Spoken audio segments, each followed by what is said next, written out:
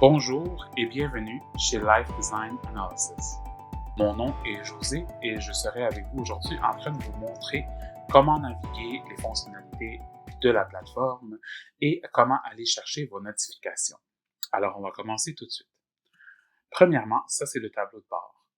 On va passer à travers tous les onglets en commençant par ajouter un nouveau dossier.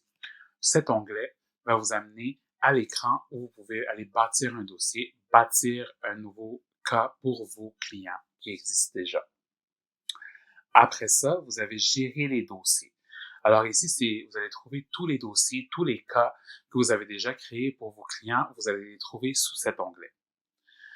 Après ça, on va sauter et on va aller vers importer les clients. Quand vous allez dans importer vos clients, c'est vraiment l'outil que vous utilisez pour aller demander la liste de vos clients, votre bloc d'affaires auprès de vos assureurs pour pouvoir les importer sur Life Design Analysis. Une fois qu'ils sont déjà là, on peut aller dans gérer les clients et on va tous les trouver. On va trouver les clients, les polices que vous avez de chaque client, tout sous l'onglet de gérer les clients. Par la suite, on va dans mes organisations. Ça, c'est vraiment plus pour les gestionnaires, les directeurs de vente, etc., qui veulent aller voir l'activité de leur agent, de leur équipe, et veulent aller voir un peu comment se passent les choses avec le reste de l'équipe. Ils peuvent aller dans mes organisations. Mes groupes, c'est vraiment un outil de partage. Ça veut dire que vous voulez partager un client, un dossier avec un autre conseiller qui utilise Life Design Analysis. Vous pouvez le faire. Vous allez tous les deux ou tous les trois avoir accès au dossier de façon équitative avec la même information et les mêmes accès pour pouvoir faire des modifications. Par la suite, on a l'outil d'analyse de besoins financiers personnels et entreprises auquel vous avez accès ici, en plus d'avoir accès à travers de l'outil Ajouter un nouveau dossier.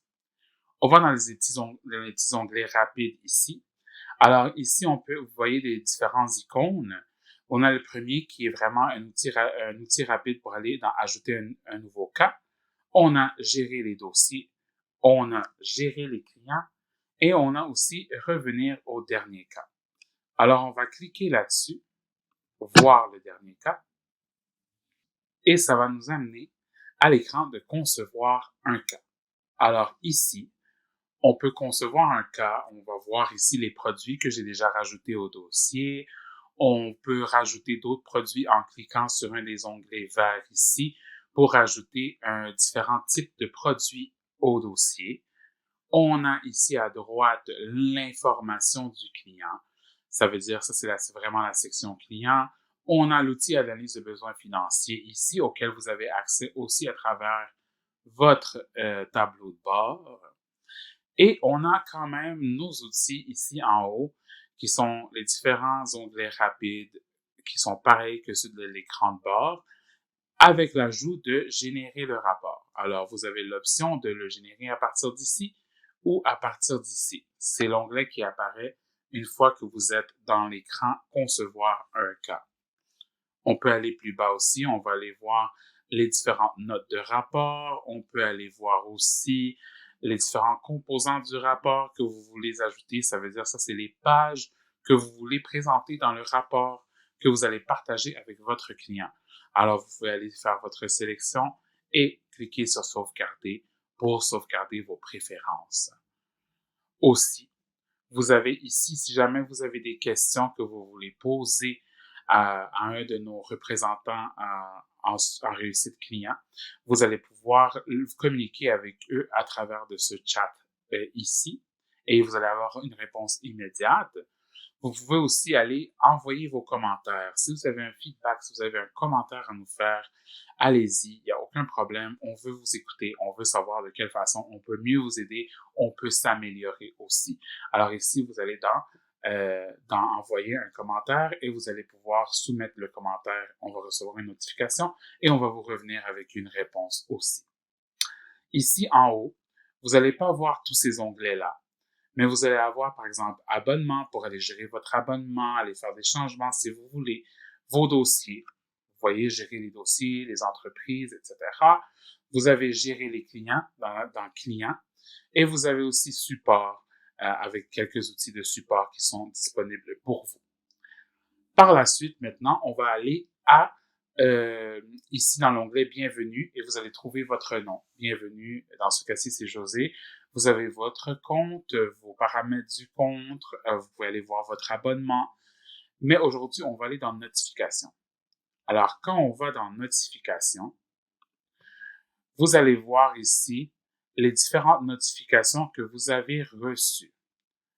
On peut aller voir, faire des mises à jour en masse. Ça veut dire que si vous voulez tous les sélectionner, si vous voulez aller faire une sélection complète et aller supprimer certaines notifications ou toutes les notifications, vous pouvez le faire. Vous pouvez désélectionner quelques-unes ici, etc. C'est vraiment pour aller faire des modifications, des mises à jour en masse. Vous pouvez aussi aller, si on retourne à l'écran de notification principale, vous pouvez aussi aller les afficher dépendant des catégories. Vous pouvez aller faire des notifications de groupe. Vous pouvez juste aller montrer ceux qui sont les anniversaires. Vous pouvez aller présenter juste des opportunités de conversion T10. Ça dépend vraiment de ce que vous voulez présenter comme notification.